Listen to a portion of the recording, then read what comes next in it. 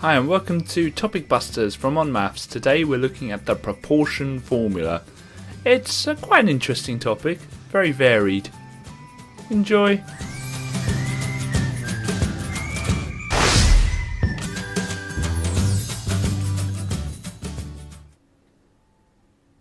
Hi, and I'm Chris Gilpin. Welcome to Topic Busters from onmaths. So we're looking at higher grade 7, grade 6, grade 7, grade 8 proportion style questions.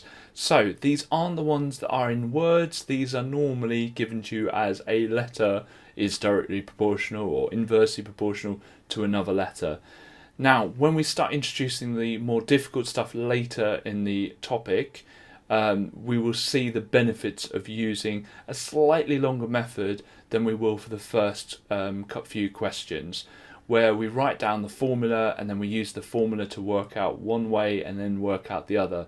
It's a versatile method that works for all of these questions, and when we start introducing squares and square roots, etc., it becomes very, very simple to do as long as you just remember the process. And the process beautifully stays the same pretty much for all of these style questions. Now, they do sometimes spice this up and put in a different context and put in a real life situation to it. But generally speaking, you can decrypt it and just take the bits that you need out of the question quite easily, relatively, for the grade of question, and then just apply these techniques to get the answer. I hope you enjoy the video. If you like it, click like. If you really like it, subscribe. Enjoy! Okay, this is quite a weird question because this looks very similar to a basic proportion question. So let's play it as if it is a normal proportion question and let's see what the problem is. It says it takes 3 people 8 days to paint a wall. Okay, they're very slow, clearly.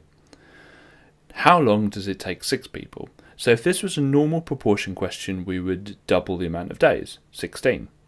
But does that make sense that there's more people and yet it takes longer?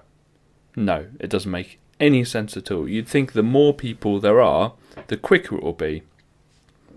Now this is an example of inverse proportion. So let's see how to do this. So we've got 3 people and it's taking 8 days. Now with inverse proportion, when you make it 6 people, so you double it on one side, so we're timesing that by 2, you do the complete opposite on the other side. So instead of timesing by 2, you divide by 2. So that's going to be 4 days. And that's our answer. 4 days. Now that makes sense. If you've got twice the amount of people, it's going to take half the time. Okay, let's try the next one. So 3 people takes 8 days. This time we need to divide this by 3, and so therefore we'd times this by 3. So 1 person, it will be 8 times 3, which is 24 days. So it will take 1 person 24 days. And it's just that simple. Whenever you have this type of question, and it will normally have days or a time frame in it, then you just, whatever you do to the left hand side, you do the opposite to the right hand side. Okay, obviously we're talking about timesing and dividing, not adding and subtracting. Okay, the last one. So 3 people takes 8 days. And so 30 people. So here we're timesing by 10. So I need to divide this side by 10. And 8 divided by 10 is 0.8 days.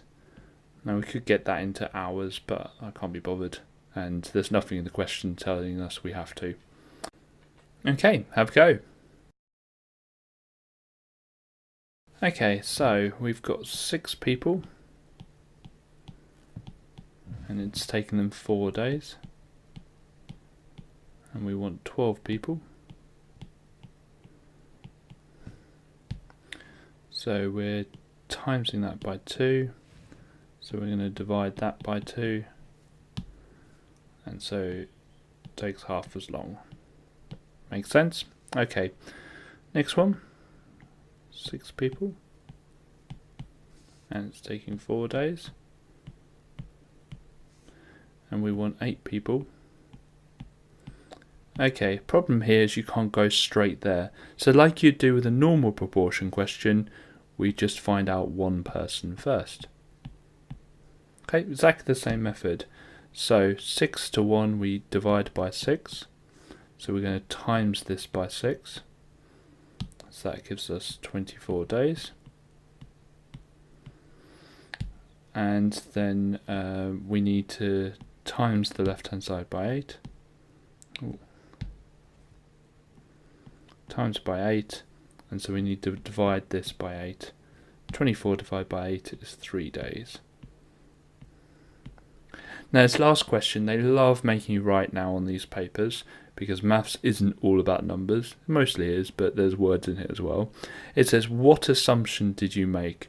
Well, the assumption that we made, well, there could be quite a few, but the main one is that each person does an equal amount of work. So each person can paint the wall equally. So just something that says that each person paints at the same rate, paints at the same speed, that a person doesn't go off ill. Try and make sure it's kept obvious. So I think that getting the assumption to be that they're working at the same speed is absolutely fine. And that is an assumption we've made, because it could be that the 2 extra people that we had for the second question weren't very good at painting or needed training or whatever. Okay, so this question says that y is directly proportional to x, and it gives us a value of x and a value of y at a point, and asks us to write a formula. So whenever I see y is directly proportional to x, I like to say that y fish x. Basically just means y is directly proportional to x. Now the most interesting thing is to make this an equals, which a formula needs to have, we need to introduce a constant called k. Now some teachers say don't bother with that first step and just go straight to the second step, and they start off with this. And that's absolutely fine. Why not? Okay, so we need to find out the value of k. So what I'm going to do is just go over here a little bit, and I'm going to substitute in the values given to us in the question. So instead of y, I'm going to write 30 equals, and then x is 5, so it's going to be 5k. Then I'm going to put my lines in, and I'm going to divide 5 both sides. And so k equals 6, or 6 equals k, same thing. So what I'm going to do is I'm going to rewrite that formula, now that I've found the value of k, to include that 6. Now something special about k is that it doesn't change. It's k for constant, I know it starts with a c, but we use k, and it doesn't change, so it's always going to be 6. But y and x will change, y and x will vary. So that's a formula. Okay, it says when find y when x is 10. So all I'm going to do is just substitute in 10 into that formula. So y is going to be 60. Now something that we need to know about direct proportion means as one doubles, the other doubles. Well, the one given to us in the question is when x is 5, y is 30. So when x is doubled to 10, y will double to 60. So that's a different way we could have worked that out. Okay, last one. And I don't know why I've written y. Let's just get rid of that. It says find x when y is 40. So I'm going to write that formula again, but instead of y I'm going to say 40 equals 6x, and I'm just going to put my lines in and divide both sides by 6. So we've got 40 over 6 equals x. So x equals, well, 6 times 6 is 36. So 6 whole ones, and there are 4 left over, so 4/6, which equals 6 2/3. Okay, have a go. Okay, so this question says y varies directly with x. Now, varies and is directly proportional, it just means the same thing. There is no difference at all. But the question could say either, so just keep an eye out for that. It means the same thing. So we're going to do y fish x, and then the main bit, which is y equals kx. And so we need to find out what k is, because that's not quite finished yet. So we're going to substitute in the values. So 25 equals, let's get rid of that. 25 equals 3x. Okay, let's put our lines in. So we divide both sides by 3. And so it's going to be 25 over 3 equals x. Or x equals, so 3 into 25 is 8 1/3, I think. So k is 8 1/3. So it's going to be y equals, and I could write 25 over 3, but I could write also 8 1/3. Doesn't matter. 8 1/3 x. That's absolutely fine. Okay, that's the formula done. So find y when x is 9. So we're going to do y equals 8 1/3 times 9. And when I do that, I'm going to get 875. And we can do that on the calculator. Or we can realise that x is 3 times bigger, so y is going to be 3 times bigger.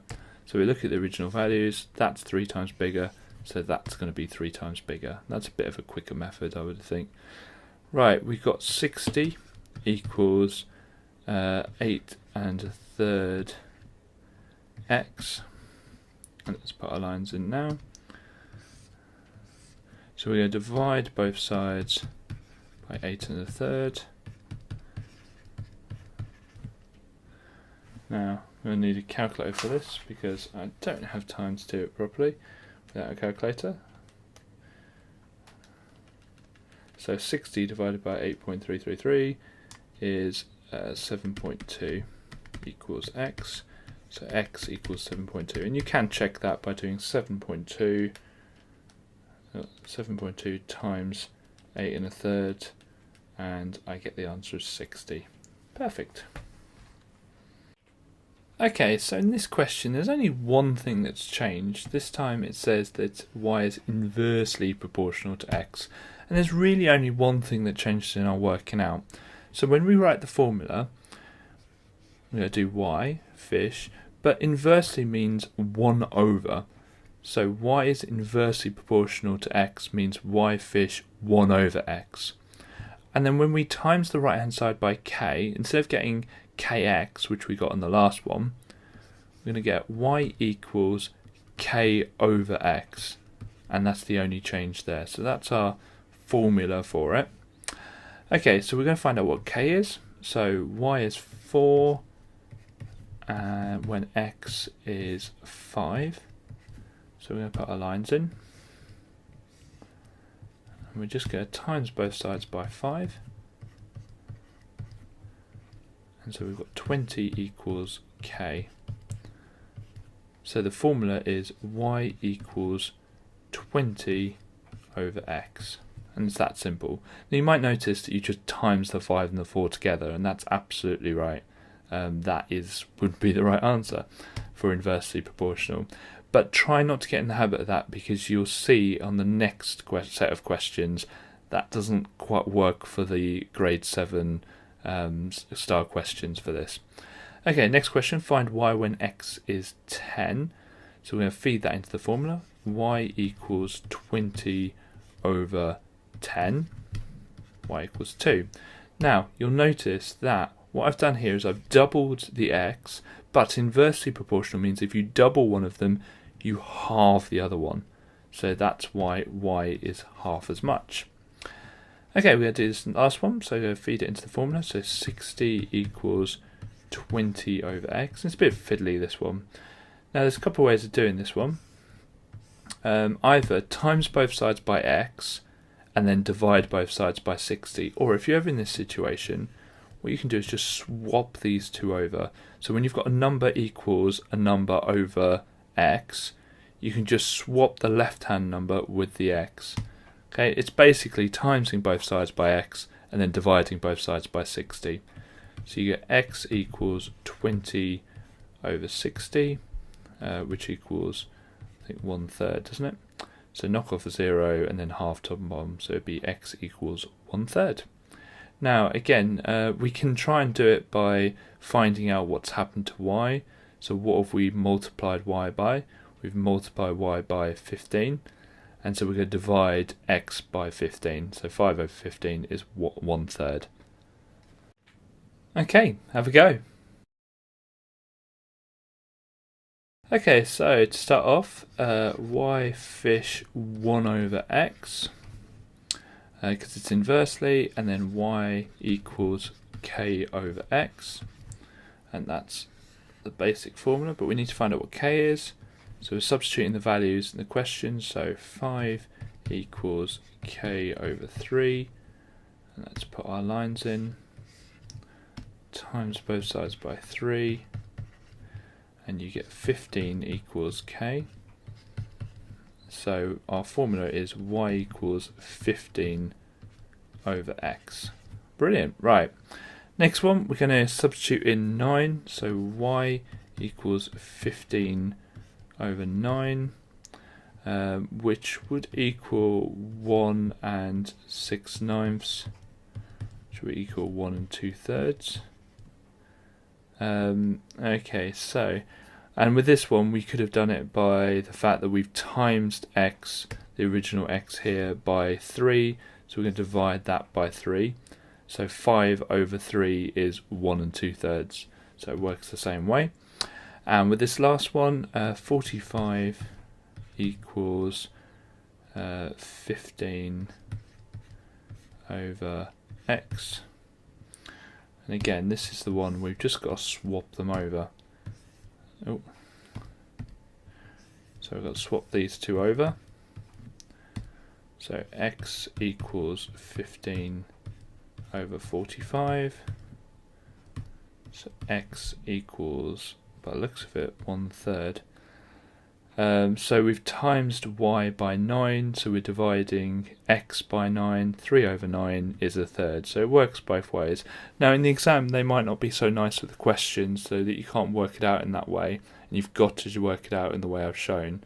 It's quite rare, especially on the calculator paper, for them to make it too nice for you. Okay, so this looks like a completely different question, but it's pretty much the same question. They've given us a table, or I've given you a table, but it's the same information as all the previous ones have been. You've been given a point of x and y, and on the second and third question you're asked to find y when you've got x, and then x when you've got y. It's the same question, it's just done as a table. Okay, so we're going to start this off, write the formula. So it says that y is directly, we assume, proportional to the square of x. So y fish x squared. Now be careful, it's very easy to not read that bit there and just do y fish x. Try and make sure you read the question, because they do write it out as to the square of x. Okay, so we're going to do the same as before, y equals k, but instead of kx it's going to be kx squared, and that's our formula there. So we're going to find out what k is, so we can actually write the final formula. And to find out what k is, we're going to substitute in the known values. Now the known values we can see here and here. So when so y is going to be 36 equals k times, and what is it? It's going to be 3 squared. Okay, let's put our lines in. Well, we know 3 squared is 9, so we need to divide both sides by 9 to get k on its own. 36 divided by 9 is 4. So our formula is y equals 4x squared.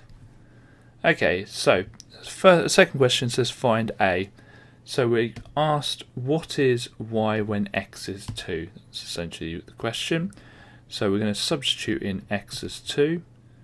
So 4 times 2 squared, and 4 times 4 is 16, so y is going to be 16. Okay, and on B, we're basically asked what is x when y is 100. So we're going to substitute in y is 100 into the formula, put our lines down, and we're going to divide both sides by 4. So that's going to be 25 equals x squared. But we now have to square root both sides because we need to find out what x is. So square root both sides, 5 equals x. Or we could write the answer as x equals 5. Let's check that. 5 squared is 25 times 4 is 100. Perfect. Okay, there we go. Okay, so I've been a bit sneaky. I've put in square root instead. So the way we're going to do this is y fish root x. So it's not the square of x, it's square root of x. So it'd be y equals k root x. That's going to be our basic formula. But we need to find out what k is. So we're going to substitute in the known values given to us in the table. So 25 and 15. So 15 equals k root 25. Let's put our lines in. Okay, so root 25 is 5, so what we want to do is divide both sides by 5. And so that's going to be 3 equals k. So k is 3, so it's going to be y equals 3 root x. Okay, so we're going to find a. So what is y when x is 9? So y equals 3 times root 9. Root 9 is 3, so 3 times 3 is just 9. So that y is also 9 at that point. Okay, we're going to find b. So we're going to have 30 equals 3 root x. And let's put our lines in. Okay, so we're going to divide both sides by 3 first. Okay, and when we do that, we get 10 equals root x. And we're going to square both sides. So it's 100 equals x. So x equals 100. Now, it's not as easy to double, and when one doubles, the other doubles, or whatever. You're going to have to do this kind of slightly longer way, but it guarantees you the answer every time. Thank you very much for watching this Topic Busters. If you enjoyed this one and want to see more, please look at our YouTube account. Just type in onmaths on YouTube and we come up. Otherwise, go to the website onmaths.com and you can have a go at all of our predictions, Topic Busters, demon questions, mini mocks and countless other things. Thank you very much.